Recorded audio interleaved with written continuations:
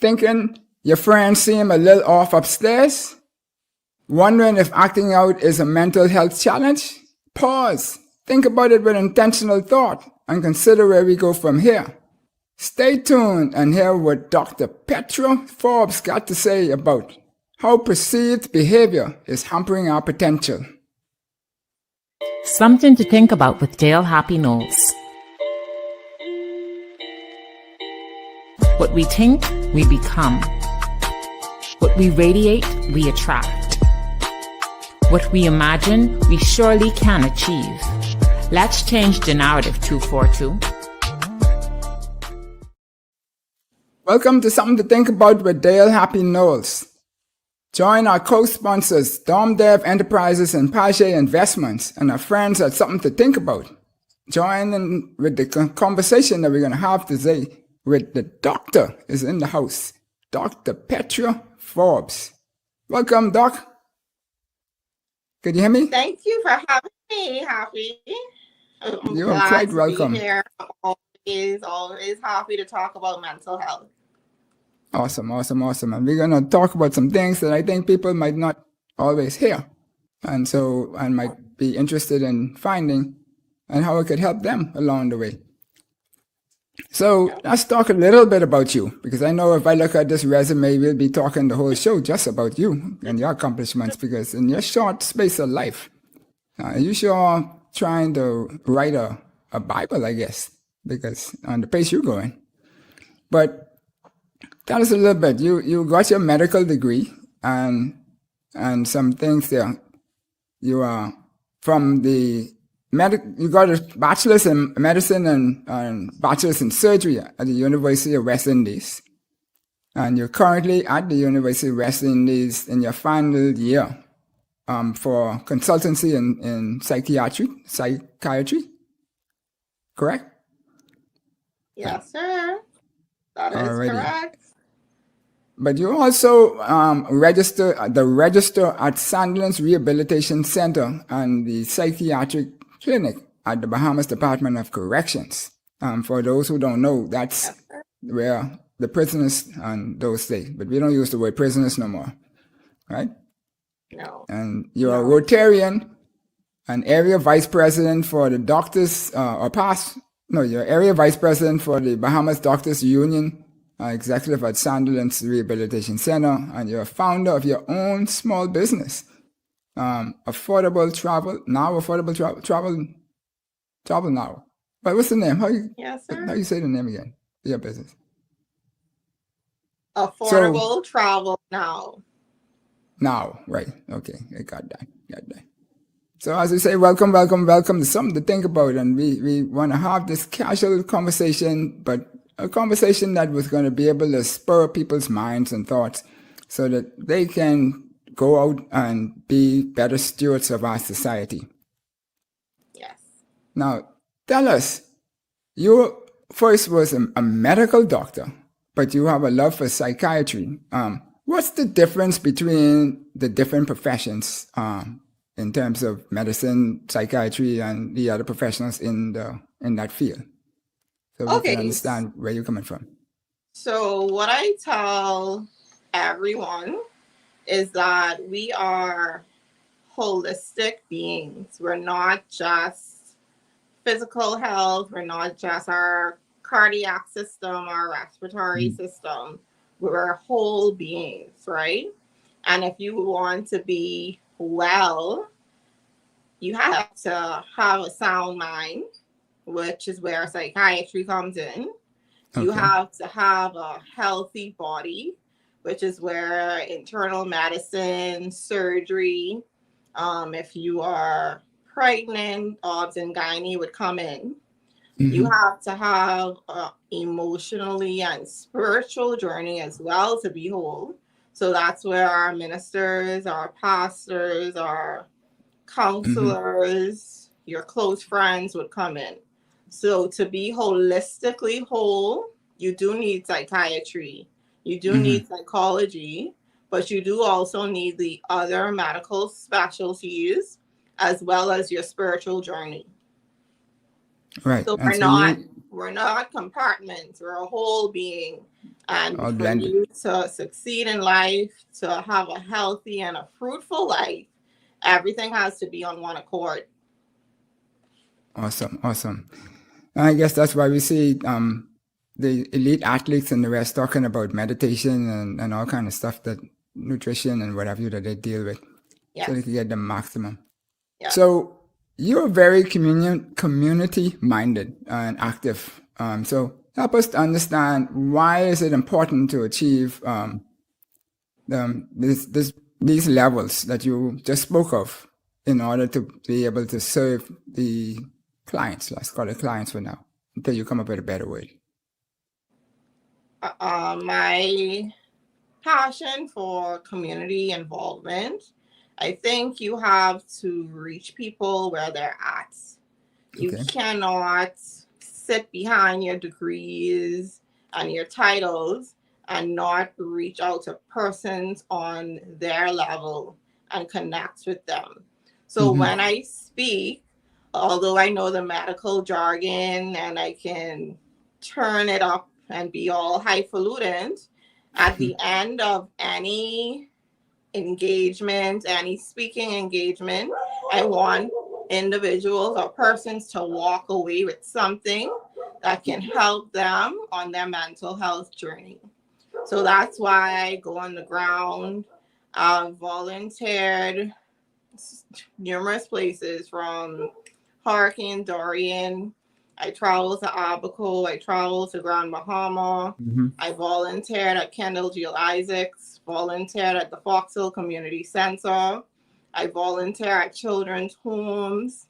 I volunteer at private church groups, because I want the stigma of mental illness to be decreased. And I want persons to understand that you're not flawed, you're not weak.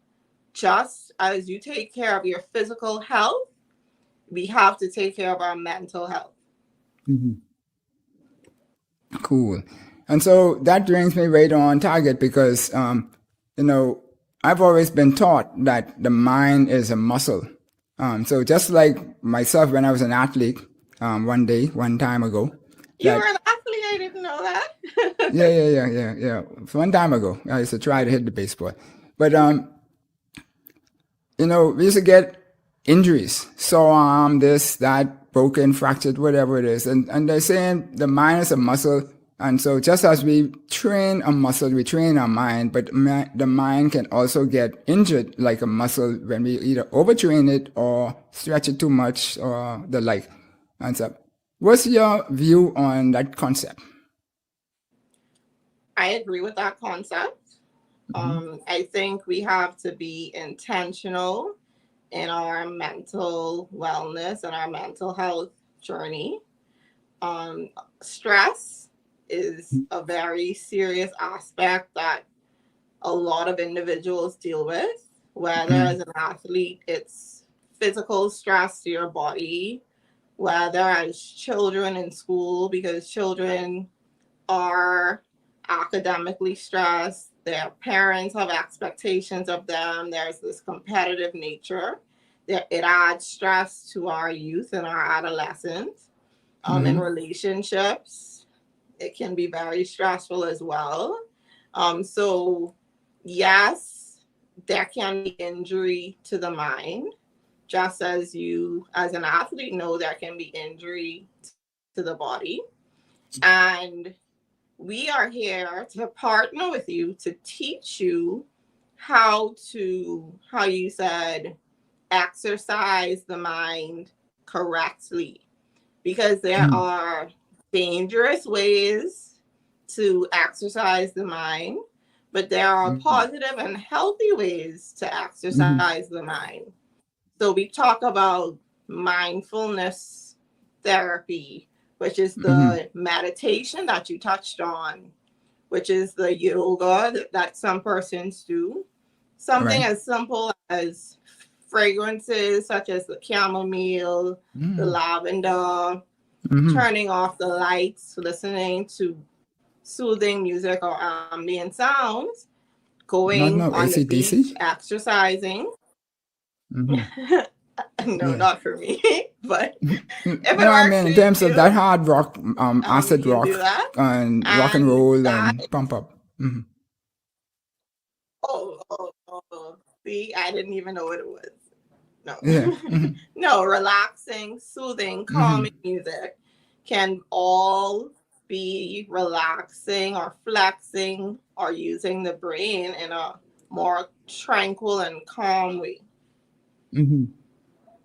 Cool. So when I was had the experience of going off to MD Anderson when I was being treated for cancer, um, they encouraged my mom for her to stay focused by playing solitaire, Sudoku, and they had puzzles all over their complex, like thousands of spaces or pieces of puzzles and stuff, and what have you. And they said that helps relieve people and bring them into a sense of calmness and and stimulate their mind so that they could not be in fear. Right. How does that work? So, with using puzzles, problem solving, you are, as you put it, flexing your mental muscles. It's also taking your mind away from the stressor, but you're channeling it into a positive activity. And a lot of times in our culture, not just the Bahamas, but in the Caribbean at large, when we are stressed, we channel our energies into negative activities. So we channel our energies into addictive behaviors, such as alcohol, such as marijuana, such as sex. Some people bury themselves into work. So if you channel that frustration, that stress into an intellectual activity, that's a healthy coping mechanism and a healthy coping defense mechanism. So intellectualization is actually a healthy coping defense mechanism. Okay.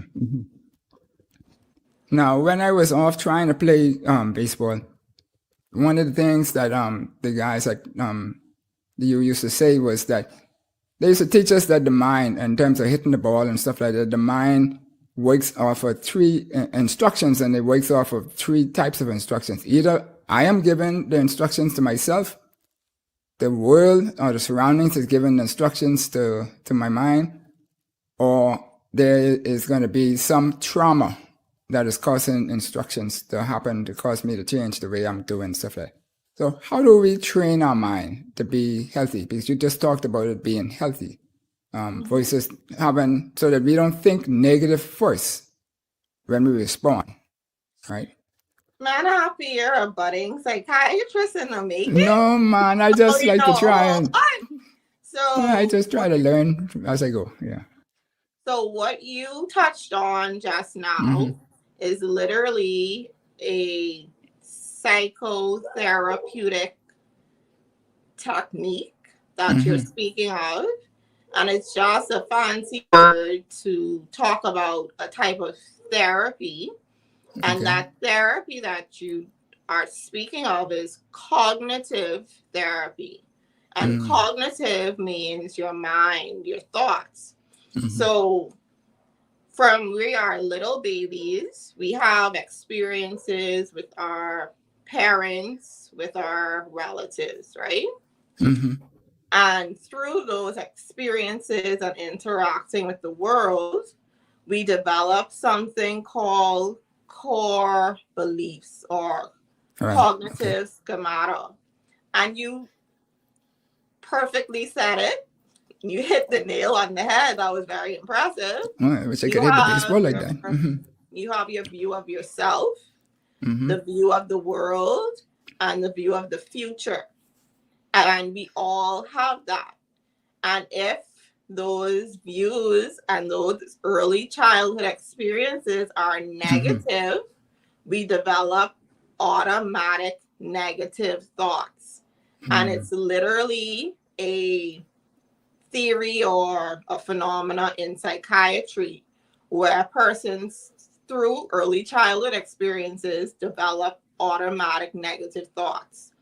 And those thoughts transcend to themselves, to their community in the world, and to their future.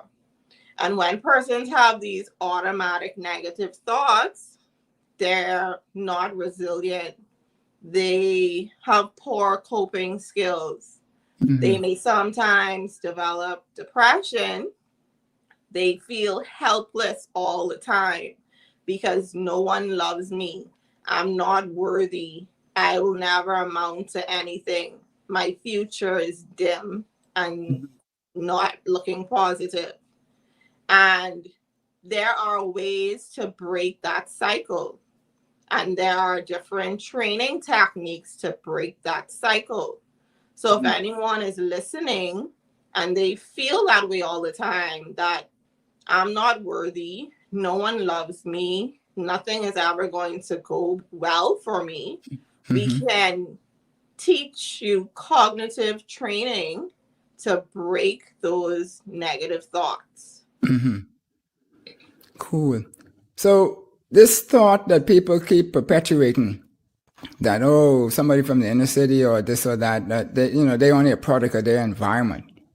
How true is that? Or is it that the person like Dr. Carson, Ben Carson, whose story says that even though he grew up in the projects, that his mom insisted that he inject all his reading and whatever else, and so that could he achieve? What's the thought process on that? So speaking from a medical perspective, there is some truth to it, but it's not the be all and end all of your life. So we are products of our environment. So we have this nature theory versus the nurture theory. So we're genetically born or given DNA. So that's what it is. That's our family genetics. And then there's the nurture. So depending on the love your parents give or your grandparents gave, your social groups, your extracurricular activities, surrounding yourself with like-minded individuals, exposing yourself to better, that is the nurture component. And if you engage in those activities, if you expose yourself to a different lifestyle, to different people, to different ways of thinking, you can be in that 1 or that 5% that made it out. So being born over the hill, being born disenfranchised is not the end and be all of your story. It's the choices and the grooming of your mind that you make. Cool. Yeah, and we have a number of stories of people who do achieve high I am heights. one of them. Okay. I am one So of maybe. them. So what inspired you to change your mindset, or to change the mindset that the environment was training you to be? So my parents are working class individuals. My dad is a teacher. My mom was a banker. My father was college educated. My mother was not. Okay. They made a working class salary, but they loved us. They wanted the best for us. So we joined different extracurricular activities, different civic groups, and we interacted with people who were just as intelligent as we were. So when you are exposed to that, okay, this person is doing that, I'm just as smart. I have to work harder because I am not blessed, or my family wasn't blessed with the finances, but I have the will, I have the intelligence, and I can do this. And through that resilience, I'm the first doctor in my family. I didn't come from a family lined with physicians, and I was nepotized into this profession.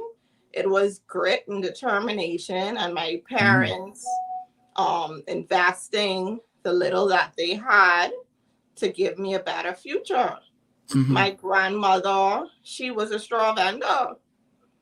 On my maternal side. On my paternal side, my grandparents owned a convenience store, right? I'm Mm-hmm. not this silver Silver spoon spoon person. cookie Mm-hmm. cut person. Mm-hmm. And I have carved a way for my family's story to be different. Right. I am showing my siblings that once you put your mind to anything, you can achieve it. Right. Right. So it's not just growing up over the hill. It's surrounding yourself with like-minded individuals, getting involved in positive activities, positive people, having good mentorship. Mm-hmm. Yeah. So when we normally talk about mental health, though, the first thing comes off the mind that people say, "Man, he crazy or she crazy or this crazy or whatever." And I use the example of the mind being a muscle, because there's a spectrum of injury. And I may be using the wrong word for the profession, but I'm just using it from a baseball athletic point of view. That the injury could be as severe as like what Clay Thompson had, where he had two major things that disabled him for almost 2.5 years, right? And then you have, which was treatable. Then you have those who just can't come back. That's the highest level, I'm assuming, of injury. And then you have the mild ones where somebody just get a bruise and so forth. Does the profession standardize what are the different levels, or is it on a one-on-one basis by doctor? Each person's journey, each person's tolerance, each person's mental fortitude is different. No patient is the same, whether it's hypertension, diabetes, it's not the same. So you have to formulate or put your plan in place to attend to that individual's needs. So it's a case by case basis, and it's not only for mental health or needing therapy. Even in medicine, it's a case by case basis.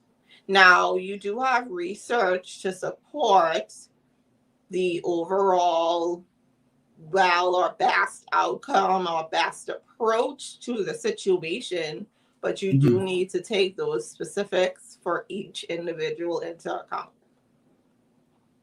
Okay, cool.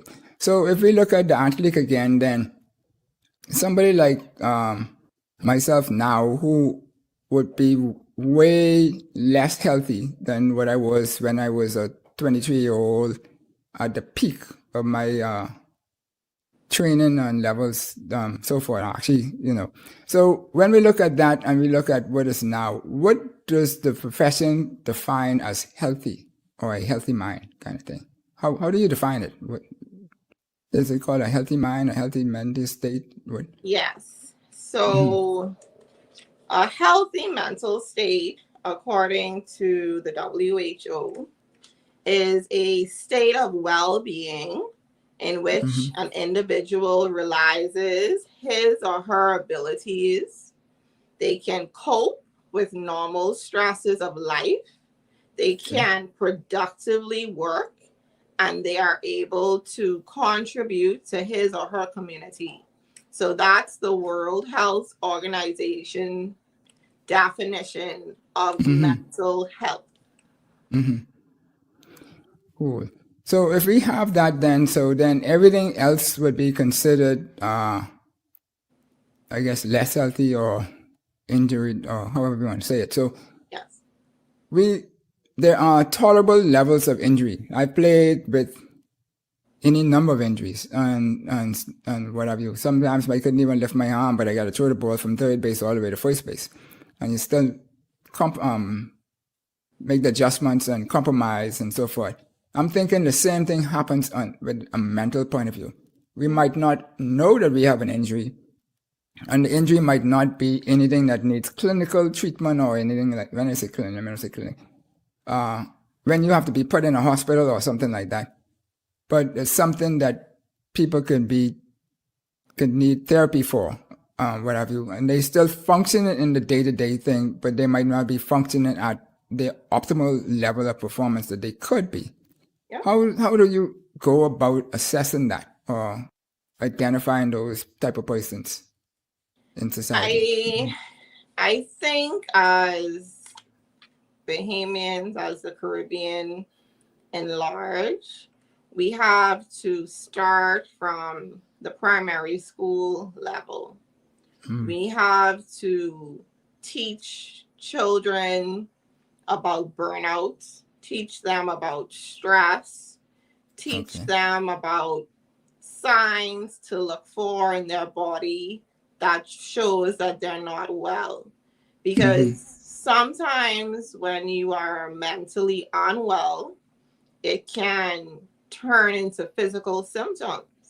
So if you're an individual who never used to have headaches and you're having headaches all the time, you're someone who always slept soundly and now you're having difficulty sleeping, or you realize that you're being withdrawn and you're not enjoying engaging with your friends when that's not your personality. Some persons may have back pain, chronic pain. They go for physical checkups. Nothing's wrong, right? Our body tells us something is wrong. But as laymen or as non-clinicians or in the medical profession, you may think you just need to go to the doctor for a checkup because this is going on. So if we begin at the primary school level to teach signs and symptoms to look for when your emotional state or your mental state is unwell, we become informed adults, right? And I think that's where we need to start.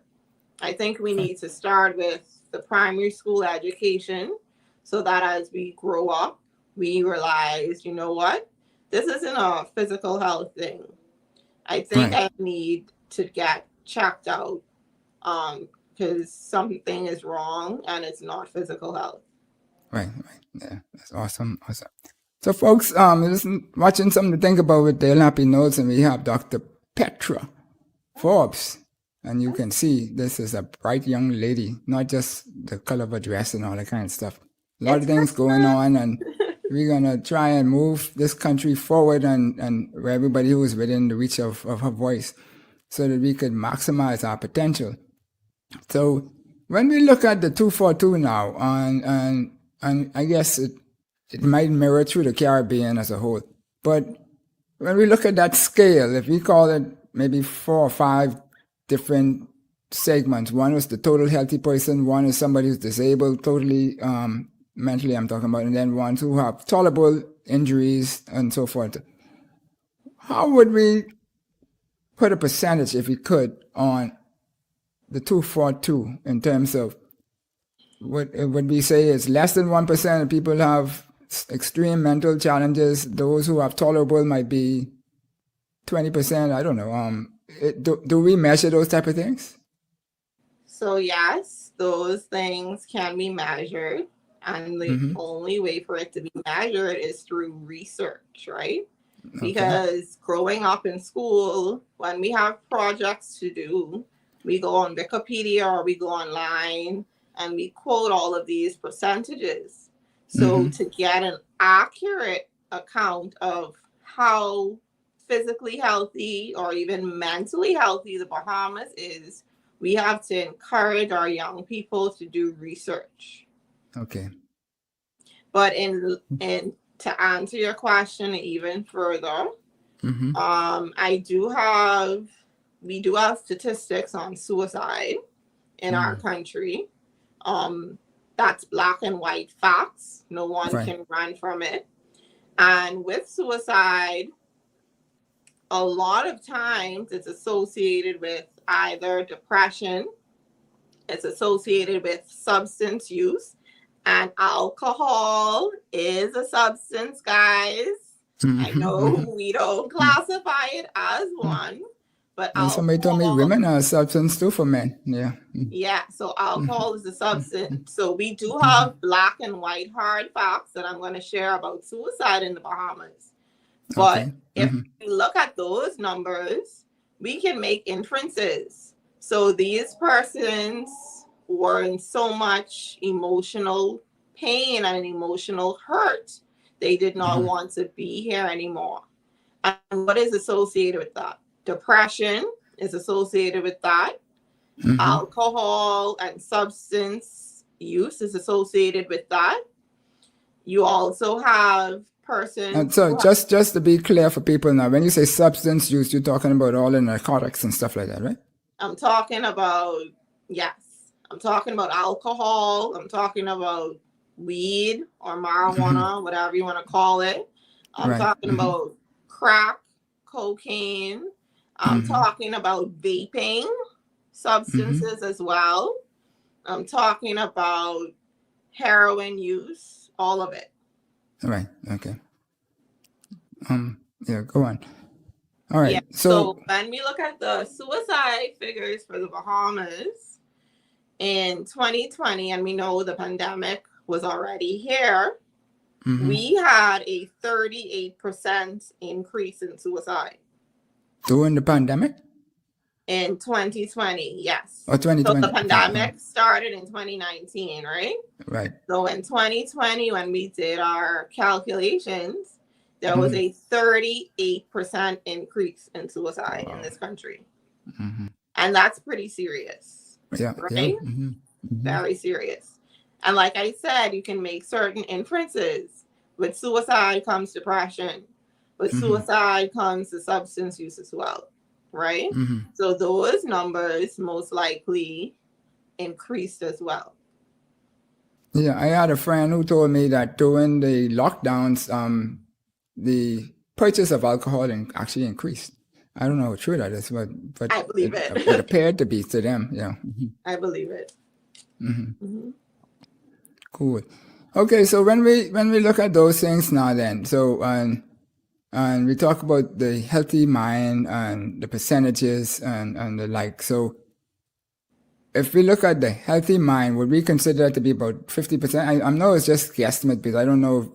I believe that we really should have in our school system every year, just like we have a medical exam have to be taken and to get to school, that there should be a mental exam. I've been saying that for about almost 20 or 25 years now. I don't know if anybody's listening to me or anybody, but I think people Please, in I your hope bracket. someone on here who can make policy changes is listening. I agree with you 1,000%. Jack, you cannot separate the body from the mind. If your mind fails, you cannot take care of your body. You cannot do anything. So why is it in 2022 about to be 2023, we make it mandatory for physical exams for primary, secondary school for entering certain jobs, but it's not mandatory for a mental health check? Both should occur in any instance. If you're requiring a physical exam, you should also require a mental health exam. I agree 1,000%. And that's how you catch things early. That's how you stop the suicide. That's how you stop the abuse or things from festering when you do it like an annual physical. I wholeheartedly agree with that. Awesome.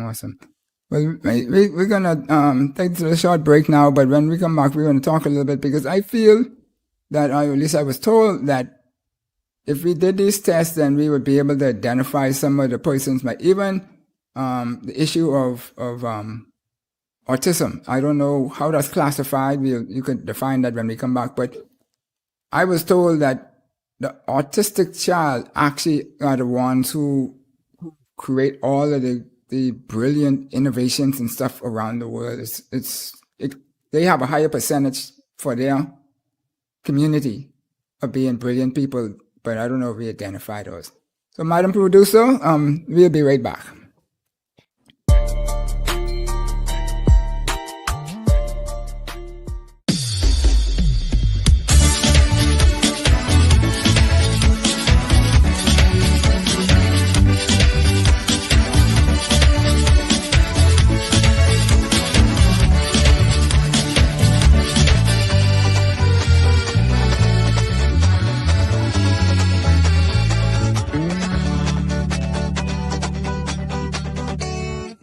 Sammy's Chicken. The night before Christmas, as Santa's elves gazed through the window, they spotted Taste the Flavor ice cream sitting there waiting for them. So they sprang into action, making their way through the house, of course causing mischief along the way, even opening the refrigerator to make an all-new flavor for all the land. Toffee Nut. From peppermint to gingerbread, from red velvet to eggnog. These and a lot more irresistible flavors are available at Taste of Flavor Ice Cream this Christmas. Taste of Flavor Ice Cream. Local Bahamian homemade ice cream. Promotion ends January 2nd.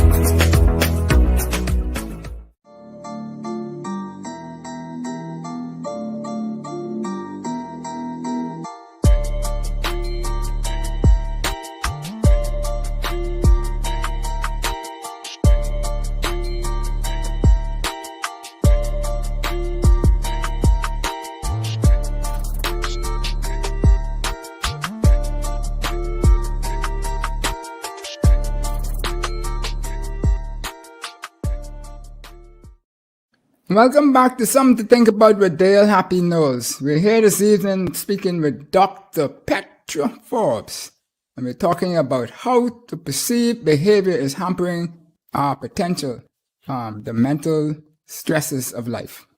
Welcome back, Doc. I'm here with you. Okay, awesome. So, there's a question, and folks, you're quite welcome to ask all the questions that you want online, and we'll endeavor to answer them. At least Doc will endeavor to answer. Not me. I'm not the professional here. But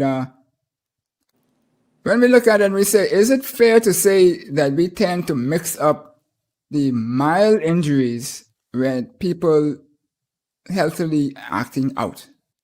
Is that a challenge in our society? Where people would say, oh, they're just acting out. There's nothing wrong with them, blah, blah, blah. But there might be actually something, as you spoke just before the break, that might be driving something to a bigger threat or stress. Due to a lack of testing, like we mentioned, in the primary school, when we enter the workplace, it's just the physical that needs to be done. Okay. We have a lot of individuals who are undiagnosed or completely underdiagnosed and missed. And in our community, we have family members, we have friends who we all say is acting out or a bit different. And we can easily identify them, and we're not even the clinical professionals, right? Yes, those individuals in a good amount of cases may have a diagnosable mental disorder. Because we know what is the societal norms, and we know what is abnormal. And if a layperson or a person who's not in the mental health field can identify that, I'm sure that there is some underlying diagnosis there. And we all know those individuals. We do. Yeah. So, you know, on that same note though, you talk about it in the school, so just, I guess we're not even close to this, but we having the test to diagnose people from year to year, and to have that benchmark, which is important. But Yes. we also I talked on the autistic child, Yeah. and it said to me that that's the children who most of the brilliant ideas and the innovation and stuff comes from. I don't know if that's seen in your profession as something that is realized there, or that's just some tech buffs saying that. No, it is true. So with autism spectrum disorder, these children have challenges with social interaction.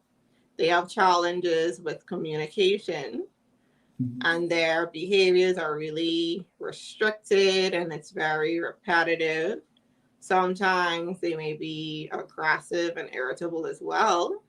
But you do have a small percentage of individuals with autism who we call savants, right? And they're straight out geniuses in certain areas. So you will have the mathematical savants where you give them any random equation to work out off the top of their head, and they always get the answer correct. I was watching on TV, you had a date or a calendar savant where you would say which day of the week was August 12th, 1940. Right. And the person every time would get the right date of the week. And I'm like, how, like, you look at that and you're in awe, because it's like, how is that possible for someone to be so brilliant in a certain area, but they're not able to function as you would expect them to for their age, right? You have musical savants, right, who they're just gifted. They have never attended any training or any musical lessons or classes, and they can pick up almost any instrument and play like a Beethoven or someone or Mozart. So it does exist, and there is a small percentage, and they're called savants. Savants, okay, I gotta remember that one. And then there's also the percentage that might be bigger, because I know I have well, autistic wise, I know of one child who well, man now, but he creates puzzles that is in the multiple of thousands of pieces, like these things almost 16 by 8 or whatever, and could do all that in very rapid time. I think he's even have a world record, a Guinness Book record for one of them, or a couple of them. But there's also those who we have going through schools that we identify as being, I guess, disruptive or bad boys and girls. But there's those who might be disruptive who are actually beyond their class. But the teachers automatically put them in as being, I guess, remedial, or that's the word I should use, remedial. Let me know if you said the word. Do we have a system of identifying those and also putting them in a schooling system that can cater to their strengths, those brilliant things that they have in their head? So I want to add on ADHD, or attention deficit and hyperactivity disorder. So like you said, you have these children in the classroom.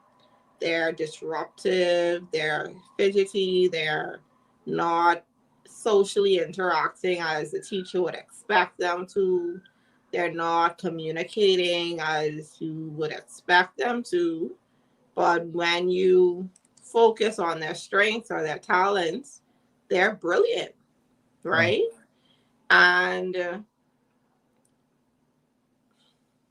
we need more testing, and we need to be more sensitive to all disorders. So if a child sat the entrance exam, because I think that's, as far as I know, the standard, an entrance exam for whatever school it may be, it's testing for our intellectual intelligence, in math, arithmetic, science, whatever it may be, but it's not testing different types of intelligence, right? And in actuality, we have 7 different types of intelligence, right? So the way our schools, and it's not a knock on them because that's the Western hemisphere school system, right? I think we have 2 main types of school systems. I'm not sure of the names right now, but it focuses on intellectual intelligence. But there are actually 7 different types of intelligences. And if we're not focusing on them, if you don't use it, you lose it. And we're not fostering those in our children and who grow up to be adults. And they may feel inadequate. They may have low self-esteem. They may become bad boys because, I don't get this math and English, so I'm going to be the class clown. I'm going to be the cool kid. When they may be brilliant in their own right. But we don't have classes, or we don't focus on the other types of intelligence. Yeah. That's serious. 7 types. I gotta research some of that and go at my Minister of Education and those in all those spaces to at least see if we could get a little bit a wider scope, because I know our educational system doesn't really cater. We've had on the other day on Kusura. I don't know if you know, and what you're saying is that what our system match today is for a different set of training. It doesn't match our current set of students, etc. to match that.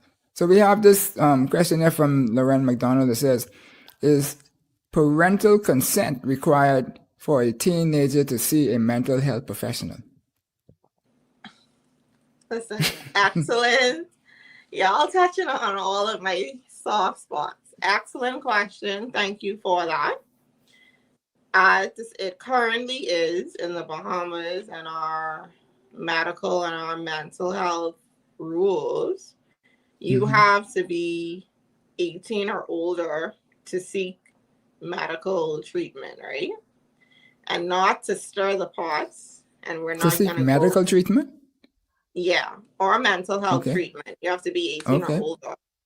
And I was saying not to stir the pots or get anyone upset, but our age for consent for sexual intercourse is 16 as far as I know, right? So if this 16 or 17-year-old gets pregnant, she can't go by herself to see an OBGYN because she needs an adult there with her. Wow. Right? That put more stress on her. Right. You know what I mean? So she can't make medical decisions for her baby once she has the baby because she's still not 18, right? But I'm happy to say that with the changes in the proposed mental health act that it's now being discussed. I don't know if you were following it, but it's I don't have all the details on it. I need to catch up on some of my laws that's been passing because they seem to go on at a rate very fast, right? But it's actively being discussed, and I applaud, not being political, but it's passing under this current administration. I applaud some of the changes that are being made, and one of those changes which is Lauren's question, if it passes, adolescents between the ages of 14 to 17 will be able independently to seek mental health care. Awesome. And I think that is so important, because I know you and I would have discussed in the West, in the Caribbean region, we have the highest incidence of sexual abuse or violence against women. So if you are a 14 to 17-year-old who is being molested or sexually abused, and you're going to have trauma, you're going to have depression, you're going to look at your body and not like it, and possibly have eating disorders, you know what I mean? Like, it's vital that they get mental health care so that the trauma doesn't transcend into adulthood, and then they become dysfunctional adults or alcoholics or have negative feelings about themselves or even contemplate suicide. So that is one of the changes that I wholeheartedly approve of. We have to allow victims, regardless of age, and they're saying 14 to 17 now, which is a start, to get the help that they need. So currently, no, if you are a minor, you cannot. But under the new Mental Health Act, they are making provisions for 14 to 17-year-olds to seek care without adult supervision. And I wholeheartedly support it. Yes. And so what other things within this new legislation is going to be beneficial? What are some of the highlights? We don't have to go talk about all, but just some of the critical ones. So some other highlights, it's going to be a more humanistic approach. So the language in the Mental Health Act is very degrading. It's very stigmatizing, and we need to be done with it. They're humans, they're individuals, so they refer to them as individuals and no longer as patients. For persons who are having legal challenges, they refer to them as the accused and not inmates. Another change that is going to occur, or they're trying to pass, is that elderly persons, not even just mentally ill, elderly persons, as they age, they have decline in their memory. A lot of persons don't make wills. So when they pass away, or when medical decisions need to be made for them, automatically it's the next of kin. But sometimes your next of kin may not have your best interest at heart. So while the elderly or the mentally diagnosed are in their right frame of mind or cognition, they're trying to make provisions for them to nominate their person who they want to represent them when they are no longer able to. And I wholeheartedly support that as well. You have too many sad stories where persons are just taken advantage of. So while you have a mental illness, or while you're aging, once your physician does the correct testing and says that you are in your right frame of mind, you can nominate your person who you want to represent you when you can no longer do that for yourself. So that's another huge change that they're trying to make. They're also trying to make mental health and physical health equitable in terms of access to care, funding, that things are paid for It should not be any discrepancies or disparities between what is allocated for physical health versus what is allocated for mental health. Okay. So it's just trying to be more humanistic and looking at things from the victims or the patient's perspective. Right. So all of these things have a significant impact on one's attitude, right? I mean, John C. Maxwell saying an attitude is the outward expression of an inward feeling. So if everybody is having all of these issues that they're being stressed on and so forth, then they're going to have their outward expression, They're which going we to call act the out. attitude. They're And going they to act out, out. right. They may And so then stop. when they act out, they don't be as productive. Yes. And if they're not productive, society not going to be productive, and then our economy is not going to grow, and I'm never going to get my $100 billion economy that I know we could get, right? Exactly. But we know it's coming. So tell us some of the critical or the big ticket items that we're experiencing in the Bahamas. You already touched on stigma alone is a stress factor that if somebody might be a little off upstairs, or somebody think they're a little off, that the stigma of it will cause them not to even want to seek out help and the like. And so what about the other stresses, or what is, you talk about sexual abuses, what about the family islands and children, bullying in schools? Is that still an issue? It is a big issue in schools. Currently, we have... And how does it impact the person? Yeah. So in terms of bullying in the schools is huge. And the fallout or the impact from it is usually cutting.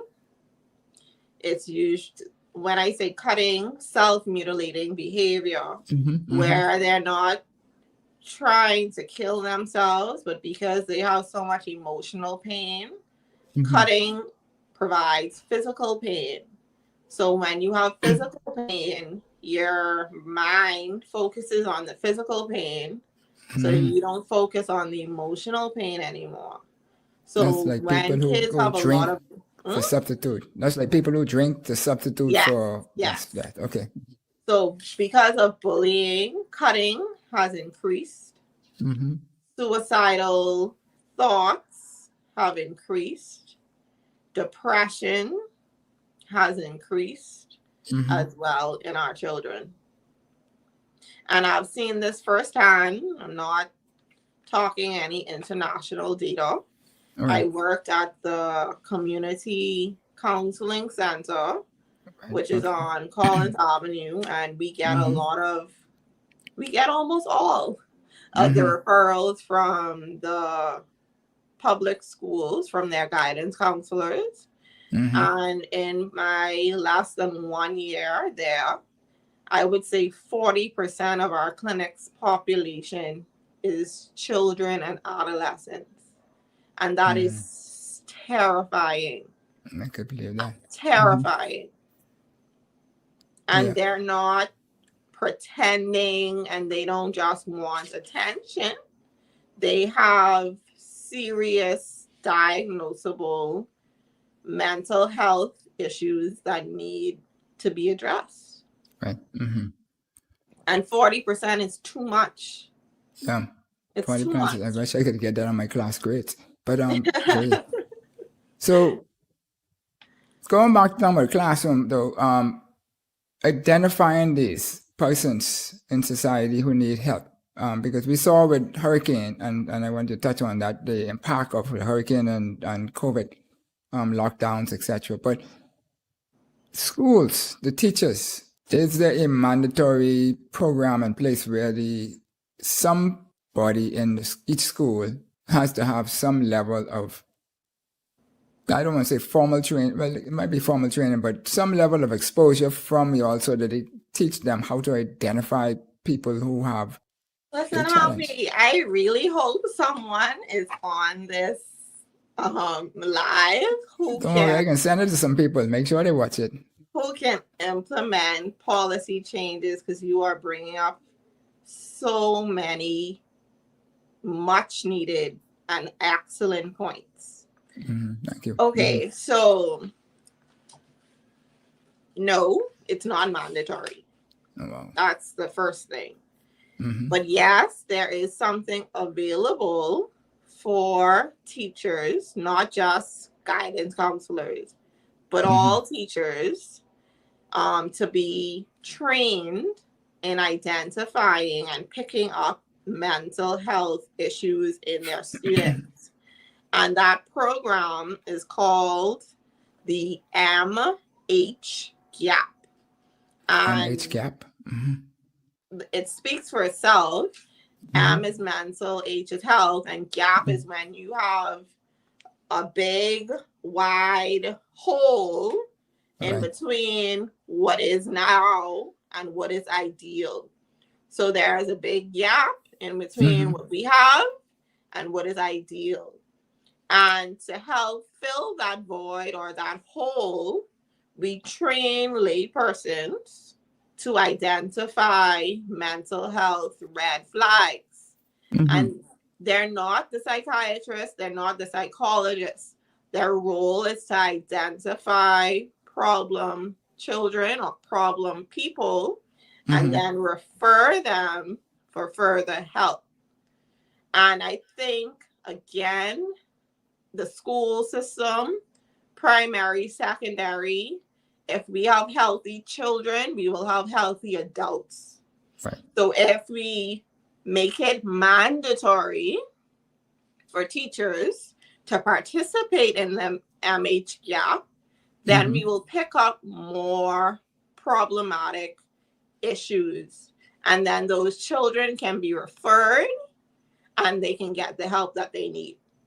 So no, it's not mandatory. It should be. And yes, there is something available. And if they have the funding, if they have persons who are passionate about reaching these children, I'm available. We can make a difference in this country. We can make a real difference in this country. Awesome. Sorry, I just get so... No, this is good. So passionate and like, it's like small changes that can be made that can turn this country around. We talk about crime. We talk about these senseless killings. Every year, the murder rate rises and rises. Why isn't anger management a mandatory course in high schools? Right. Well, simple things. Why don't we have coping management or coping skills changes in these high schools? I can't execute or show coping skills or show anger management skills if I was never taught it. Right. If I come from a violent neighborhood or hostile home, when am I going to be exposed to these things if it's not at school? Right. And it's simple fixes. It's just an added course in the curriculum. It's just making the MH gap mandatory for teachers. And we can have a huge difference in crime. We can reduce the amount of young men that we're losing to the criminal justice system if we just expose them to these things in school. Awesome. So, I'm looking up here at the clock, just take a clip up and I see what time it is. And so, Madam Producer put mouth on the show today and she said this is going to have to be a two show series at least, because we still got to talk about the hurricane, we got to talk about the lockdowns, we got to talk about the nutrition, we got to talk about we already talked about pregnancy a little bit, but there's a number of things that all goes into play in this whole big picture as to how we're going to change our attitude, and once we change our attitude, our whole narrative is going to change and so forth.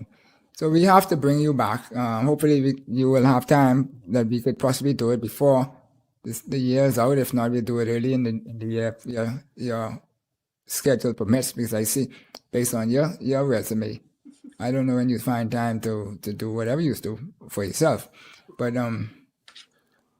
what I want to say before we go, so what is anything that you would like to say to the general public? Because I asked you a lot of questions. Yeah. I would like to leave with, again, stressing that we need to stop looking at mental health or mental illness and physical health and physical illness as two separate entities. It is not. We are one body, and we need a healthy mind, a healthy body, and a healthy spirit. If you have a broken foot, if you have hypertension or diabetes, you go to professionals to assist you. Mental health and mental illness it should not be looked at differently. If you have something that is off, if you're not functioning, just as you would go to your orthopedic doctor or your family medicine doctor, come to us. We're not going to have your business all over the place. We will lose our licenses. The main thing is partnering with you to make you a holistically healthy individual. And I'll leave the numbers with Happy. We have not enough, but we do have some resources that you can use. We have our community counseling center. We have the Bahamas Crisis Center. We have people helping people. If your family is acutely ill and you feel that they're a danger to themselves or others, accident emergency for emergencies is open 24 hours. There is always 24 hours. There's a psychiatrist available to assess your loved one. So there's a suicide prevention hotline as well. So there are resources that you can use. Awesome. Well, we'd like to thank you, Doc, for taking the time to be with us. We hope you will have a blessed Christmas as the season grows bigger. You get to Junkanoo. I'm sure I'm going to see you out there. Valley boys. What valley? Not another valley one. Oh, come on. Anyway, we can beat up on all you. Yeah. But yes, but truly appreciate the conversation and look forward to us extending it to dwell into some of these things, because there are some things that is happening in our society. When the man on the woman on the car 10 cars back, and the light is just about to turn green now. I've always seen where the light is turning green and they blowing the horn. But now the light hasn't even turned green yet.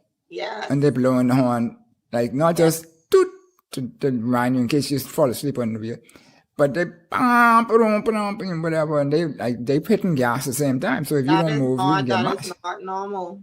It can't be, right? It's not normal. Yeah, so we want to deep into some of these current things that is happening, so we could see how we could identify what we need to do in order to alleviate some of these challenges. So thank you once again, Madam Producer. Thank you, everybody out there on social media.